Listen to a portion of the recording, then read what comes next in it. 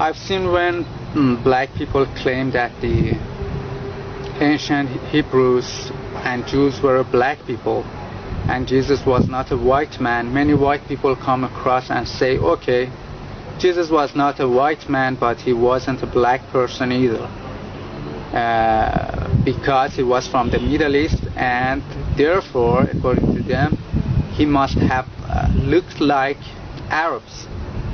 But this is a fallacy. Just because the modern population of a region looks like X doesn't mean that the ancient inhabitants of that region looked also like X. For example, look at Australia. Are white Australians descended from the ancient Aborigines? Or are white Mexicans descended from the ancient Mayans? Of course not. The Middle East is the most melting pot region of the world. There are black, white, brown, Indian-looking and Mongoloid-looking people in this region, all of whom claim to be native and indigenous to this region. And for example, in Arabs, there are black, white, and mixed, the so-called brown Arabs, all of whom claim to be the real Arabs. But which of them is the real Arab? The black one, the white one, or the brown one? The same goes for Iran. There are many different ethnic groups in Iran. There are Mongoloid-looking Turkmens, there are Indian-looking Baluch, there are native blacks, there are white-looking Turks, there are mixed-looking Kurds and Lurs. Which of them is the true Iranian? And unlike what the believers of the Indo-European hoax claim, the white-looking people in this region are not descended from the ancient mythical Indo-Europeans.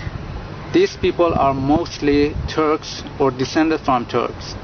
For example, here in Iran, up to 40% of people are Turks, and I don't know how many of them are descended from Turks, meaning are related to Turks.